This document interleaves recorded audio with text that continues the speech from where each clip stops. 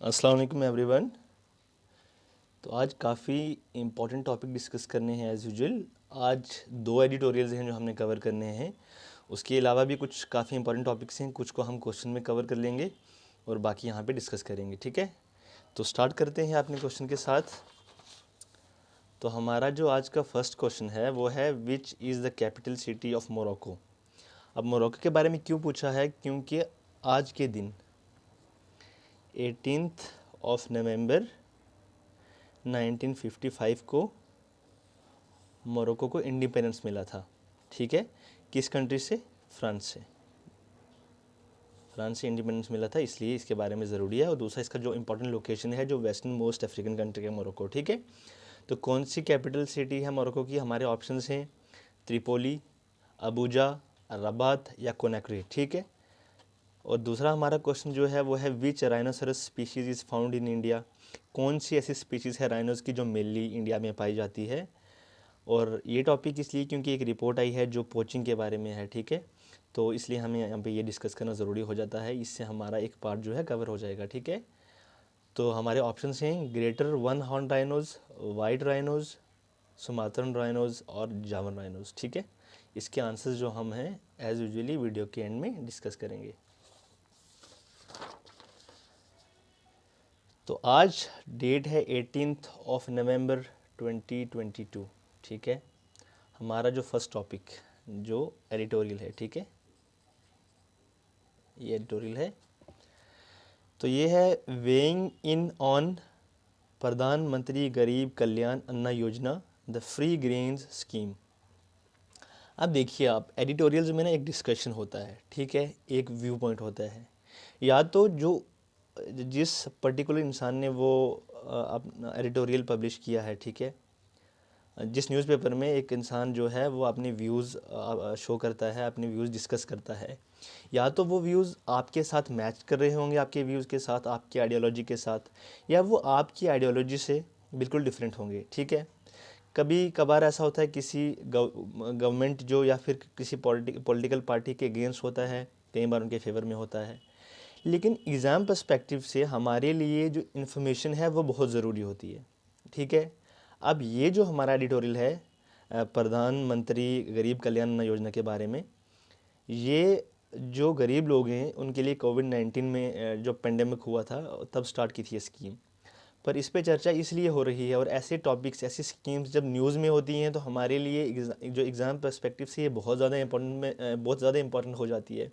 क्योंकि जब कोई ऐसी स्कीम्स न्यूज़ में होती है तो उसका एग्ज़ाम्स में आने का चांस जो है वो 80 to 90% होता है। ठीक है, अब जो फ्री बीज का चल रहा था, ठीक है, आज तक जो फ्री बीज पे इतना डिस्कशन और डिबेट चल रहा था कि जैसे दिल्ली में आप ले लें कि जो आप गवर्नमेंट है, ठीक है, दिल्ली की जो स्टेट गवर्नमेंट है वो बहुत फ्री बीज बांटती है। मतलब कई बार यूज़ किया जाता था वर्ड, आजकल बहुत ज़्यादा पॉपुलर हो गया है, जिसे कहते हैं मुफ्त की रेवड़ी ऐसे करके। ठीक है, कि जो एक्सपेंडिचर होता है स्टेट का, जो गवर्नमेंट एक्सपेंडिचर, उस पर काफ़ी ज़्यादा बर्डन आ रहा है, क्योंकि जो गवर्नमेंट है वो अपने फ़ायदे के लिए, वोट बैंक बढ़ाने के लिए क्या कर लिया, फ्री बीज। जैसे आप गवर्नमेंट यहाँ पे क्या ऐसे, मतलब अपोजिशन पार्टीज़ जो हैं वो कहती थी कि, या फिर जो सेंट्रल गवर्नमेंट है उसके बीच और स्टेट गवर्नमेंट्स के बीच में ये सब डिस्कशन होता था, मतलब डिबेट होता था कि फ्री बीज बांटी जा रही है क्योंकि अपना वोट बैंक बना रहे हैं, फ्री बिजली, फ्री पानी दे रहे हैं, जो पब्लिक का टैक्स है, जो पैसा है, इसको यूज़ करना चाहिए डेवलपमेंट, कंट्री के डेवलपमेंट में, स्टेट के डेवलपमेंट पे, पर ये अपना वोट बैंक बढ़ा रहे हैं। ठीक है,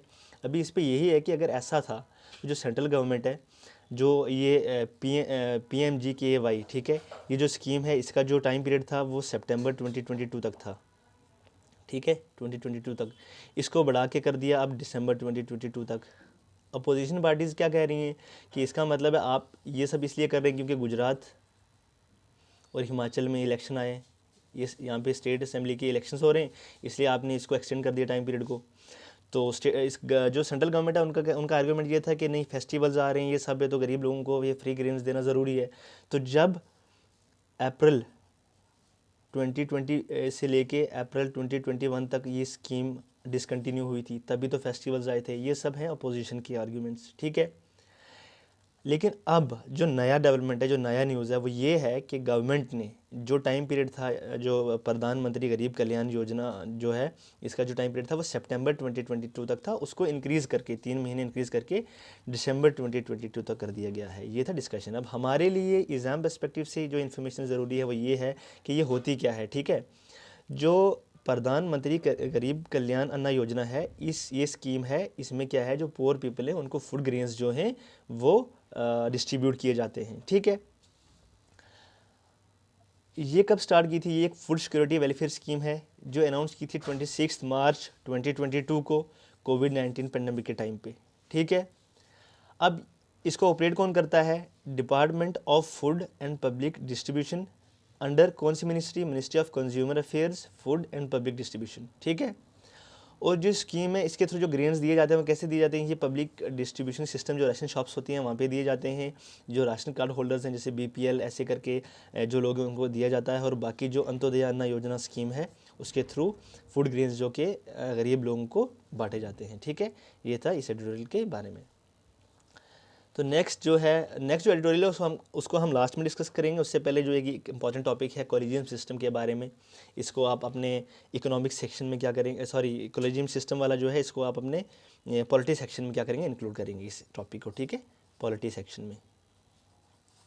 और पहला एडिटोरियल था उसको आप कर सकते हैं, या तो आप इकोनॉमिक्स में कर सकते हैं, अगर आप एडिटोरियल का अलग से पार्ट बनाया तो उसमें भी इंक्लूड कर सकते हैं, ठीक है। तो सुप्रीम कोर्ट ने एग्री किया है कि जो हमारा कॉलेजियम सिस्टम है हम उसको रिव्यू करेंगे। अब ये कॉलेजियम सिस्टम है क्या है?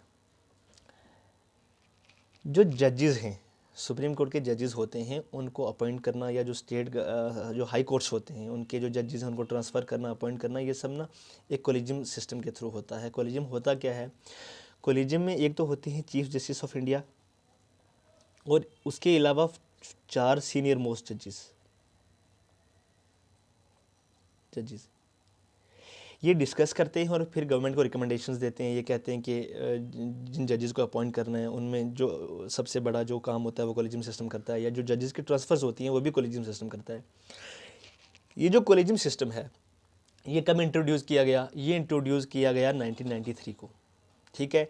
कि जुडिशरी की जो सॉवरन पावर है उसको बढ़ाने के लिए, ताकि जो इंडिपेंडेंटली और अपने सॉवरन पावर्स को यूज़ करके जो सुप्रीम कोर्ट है वो अपने जजेस को अपॉइंट कर सकता है, और थ्रू आउट द कंट्री जो हाई कोर्ट के जजेस हैं उनको क्या कर सकता है, ट्रांसफ़र कर सकता है, ठीक है। ये सिस्टम कॉलेजियम सिस्टम जो कॉलेजियम है ये सुप्रीम कोर्ट में कब हुआ इंट्रोड्यूस? ये हुआ 1993 में। एक 9 जज बेंच जो है उन्होंने ये डिसाइड किया, ठीक है, कि इसको इंट्रोड्यूस किया, ठीक है। फिर 2014 में क्या हुआ?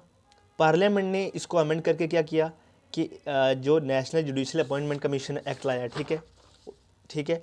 अब उसको सब्स्टिट्यूट कर दिया, उसको चेंज कर दिया कॉलेजियम सिस्टम से, कि अब कॉलेजियम सिस्टम नहीं रहेगा, NJAC होगा, नेशनल जुडिशल अपॉइंटमेंट कमीशन। ये क्या करेगा? मतलब इसमें गवर्नमेंट के लोग होंगे, प्राइम मिनिस्टर जो होंगे उसमें एक मेंबर होंगे, उसमें जो कैबिनेट के जो सेंट्रल गवर्नमेंट के लॉ मिनिस्टर है वो होंगे, बाकी लोकसभा के मिनिस्टर्स होंगे, सॉरी पार्लियामेंट के मिनिस्टर्स होंगे। तो ये सब मिलके क्या करेंगे? जजेस को अपॉइंट करेंगे। लेकिन फिर क्या हुआ?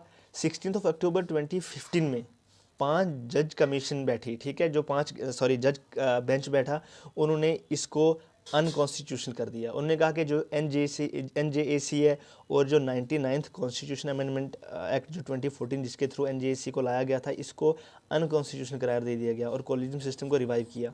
क्यों किया? कहा कि अगर इसमें गवर्नमेंट इन्वॉल्व होगी जजेस को अपॉइंट करने में, तो ये जो सॉवरेनिटी है सुप्रीम कोर्ट की, जुडिशरी की, उसके अगेंस्ट है, इसलिए ये अनकॉन्स्टिट्यूशनल और वॉइड है। तो जो कॉलेजियम सिस्टम है उसको रिवाइव किया गया, ठीक है। पहले क्या हुआ? 1993 में कॉलेजियम सिस्टम इंट्रोड्यूस किया गया जजेस की अपॉइंटमेंट के लिए, ठीक है। उसके बाद 2014 में गवर्नमेंट ने उसको अमेंड करके NJEC का इस्टेब्लिशमेंट किया कि जजेस को अब ऐसे NJEC के थ्रू क्या किया जाएगा, अपॉइंट किया जाएगा।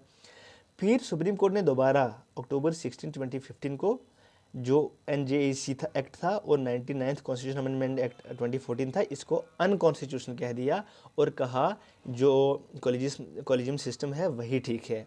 आज भी जैसे हमारे जो लॉ मिनिस्टर हैं, ठीक है। उन्होंने ये कहा कि जो हमारा सुप्रीम कोर्ट है इसमें जो ये कॉलेजियम सिस्टम है ये ट्रांसपेरेंट नहीं है। गवर्नमेंट में से ये सब जो है ये कमेंट्स आ रहे थे।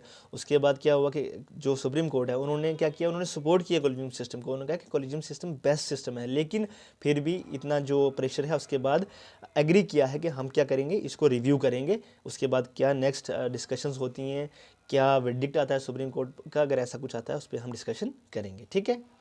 तो नेक्स्ट जो इम्पोर्टेंट टॉपिक है, जो अगेन एडिटोरियल है, ये भी एडिटोरियल है, ये है opaque political financing could cost democracy dear, ठीक है। आपको पता होना चाहिए कि जो पॉलिटिकल फाइनेंसिंग कैसे होती है। मतलब जो पॉलिटिकल पार्टीज़ होती हैं जब वो इलेक्शंस कंटेस्ट करती हैं, उनको पैसा चाहिए होता है। इतना पैसा कहाँ से आता है, वो पैसा कैसे रेज़ करती हैं, ठीक है। पहले क्या होता था कि आपने पैसों के एक अपने पास पैसे लिए और जाके किसी पॉलिटिकल पार्टी के ऑफिस में गए जिसको आप फंड करना चाहते हैं, जिनको आप पैसे देना चाहते हैं, आप दे के आ गए, ठीक है। इसमें ब्लैक मनी और ये करप्शन इसके बहुत ज़्यादा चांसेस थे। अब हो क्या रहा है, उसके बाद जो कंसेप्ट आया वो है इलेक्टोरल बॉन्ड का। अब इलेक्टोरल बॉन्ड होता क्या है, जो स्टेट बैंक ऑफ इंडिया है इसको अथोराइज़ किया गया है कि ये इलेक्टोरल बॉन्ड इशू कर सकता है। अब कैसे करते हैं इलेक्टोरल बॉन्ड इशू और क्या होते हैं इलेक्टोरल बॉन्ड, ये जानते हैं, ठीक है। फॉर एग्जांपल एक पर्सन ए है, ये पर्सन ए है, आप हैं, कोई भी इंसान है, या ये पर्सन ए कोई भी सिटीज़न, इंडिया का सिटीज़न हो सकता है, या कोई भी कॉरपोरेट एंटिटी, कोई भी कंपनी हो सकती है, कोई भी कंपनी हो सकती है, ठीक है। रिलायंस ले लें, टाटा ले लें, अंबानी हो, टाटा हो, कोई इंसान भी हो सकता है, ठीक है। या एक कोई भी इंसान हो सकता है जो क्या करना चाहता है कि एक पॉलिटिकल पार्टी को सपोर्ट करना चाहता है, फाइनेंशियली पैसा देना चाहता है, ठीक है। अब जो ये पर्सन ए है ये क्या करेगा, ये क्योंकि सिर्फ स्टेट बैंक ऑफ इंडिया को अथोराइज़ किया गया है, ये SBI में जाएगा। SBI में जाके उनको बोलेगा ये मैं 1000 लिमिट है, यहाँ से स्टार्ट कर सकते हैं, ठीक है। और मैक्सिमम लिमिट तो कुछ भी नहीं है, जितना भी आप चाहे दे सकते हैं। फॉर एग्जांपल 1 लाख रुपया इन्होंने डिपॉजिट किया SBI में और कहा मुझे 1 लाख का इलेक्टोरल बॉन्ड चाहिए, ठीक है। उस इलेक्टोरल बॉन्ड को इशू कर दिया गया, उस पर डोनर का नाम नहीं होगा क्योंकि डिस्क्लोज नहीं करना है। अभी जो आर्ग्यूमेंट चल रहा है ना इसमें, जो मैंने आपको पहले भी बताया कि हमेशा ना 2 किस्म के व्यूज़ हो सकते हैं, ये ट्रांसपेरेंट है या नहीं है, ठीक है। मैं आपको जो एडिटोरियल में है वो बताऊंगा, इन्फॉर्मेशन दूंगा, उसके बाद ये सही है या गलत है, ये ट्रांसपेरेंट है या नहीं है, ये डिसाइड करना ये आप पे है, ठीक है। लेकिन जो एडिटोरियल में जो एक डिस्कशन होता है, जो एक व्यू पॉइंट होता है, वो हम यहाँ पे जानते हैं। और हमारे लिए जो एग्ज़ाम पर्सपेक्टिव से ज़रूरी है वो है इन्फॉर्मेशन, ठीक है। अब इलेक्टोरल बॉन्ड जब इशू कर दिया, ठीक है, उस पर डोनर का नाम नहीं होगा क्योंकि इसको ताकि जितना ट्रांसपेरेंट बनाया जा सके सिस्टम को बनाएं, ठीक है। जब 1 लाख का इलेक्टोरल बॉन्ड इशू कर दिया उस इंसान को जिसने 10 लाख रुपए SBI में क्या किए, दे दिया, SBI को वहाँ पे डिपॉजिट करवा दिया, ठीक है। अब जो ये 10 लाख का इलेक्टोरल बॉन्ड है ना, ये इंसान जाके देगा उस पॉलिटिकल पार्टी को जिसको ये पैसा डोनेट करना चाहता है। पॉलिटिकल पार्टी XYZ, कोई भी आप समाजवादी पार्टी ले लें, ठीक है। समाजवादी पार्टी को दे दिया जाके। अब समाजवादी पार्टी जाएगी स्टेट बैंक के पास और स्टेट बैंक ऑफ इंडिया को कहेगी भाई ये हमारा बॉन्ड है 1 लाख का, इसको कैश कर दो। अब क्या करेगा स्टेट बैंक ऑफ इंडिया, इनको वो बॉन्ड लेगा और इनको जो 1 लाख रुपया वो दे देगा। ऐसे ही क्या किया जाता है कि पॉलिटिकल पार्टीज़ को फंडिंग आती है। अब हम पूरा जानते हैं कि ये इलेक्टोरल बॉन्ड होता क्या है। देखो, ये इशू किया जाता है 1000, 10,000, 1 लाख, 10 लाख या 1 करोड़ में, ठीक है। मतलब इस मल्टीपल्स में किया जाता है, 1 लाख, 1,000 के, 10,000 के, 1 लाख के, 10 लाख के या 1 करोड़ के, ठीक है, विदाउट एनी मैक्सिमम लिमिट। अब मैक्सिमम लिमिट कोई नहीं, आप एक हज़ार के पास चाहे 10 इलेक्टोरल बॉन्ड लेके जाओ, जिस पॉलिटिकल पार्टी को देना है, जो रजिस्टर्ड पॉलिटिकल पार्टीज है, आप उसको जाके दे सकते हैं। सिर्फ इंडिया में स्टेट बैंक ऑफ इंडिया है जिसको अथोराइज़ किया गया है to issue and cash this bonds, ठीक है, which are valid for 15 days. सिर्फ 15 दिन के लिए इनकी वैलिडिटी होती है। मतलब जिस दिन इन्होंने क्या किया, इलेक्टोरल बॉन्ड लिया, उससे और इन कैश करने के टाइम तक जो टाइम पीरियड होता है वो 15 डेज होता है, ठीक है।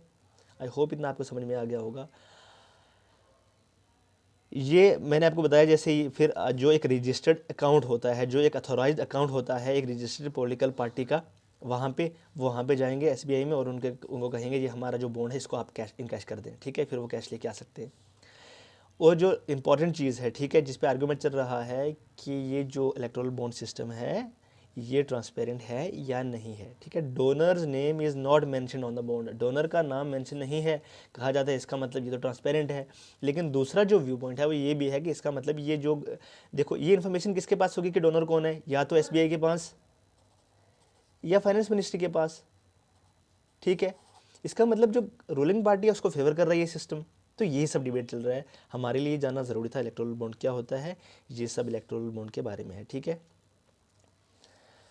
तो हमारा जो क्वेश्चन का आंसर है, जो फर्स्ट क्वेश्चन मोरक्को का कैपिटल है वो है रबात, ठीक है। जैसे मैंने आपको बता दिया, आज इनका इंडिपेंडेंस डे है, 18 नवंबर 1955 को इन्होंने इंडिपेंडेंस लिया था फ्रांस से, ठीक है। और कौन सा राइनो स्पीशीज़ है जो इंडिया में पाई जाती है, वो है ग्रेटर वन हॉर्न राइनोस। ये इसलिए चल रहा है क्योंकि एक रिपोर्ट आई है जिसमें बताया जा रहा है कि जो वियतनामीज़ और चाइनीज़ स्मगलर्स हैं वो बहुत अमाउंट में क्या करते हैं, जो ज़्यादातर ये एरिया है काजीरंगा नेशनल पार्क और ऐसे जो एरियाज़ यहाँ पे राइनोस पाए जाते हैं, यहाँ से बहुत ज़्यादा क्या होती है, पोचिंग होती है, इलीगल हंटिंग हो रही है, ठीक है।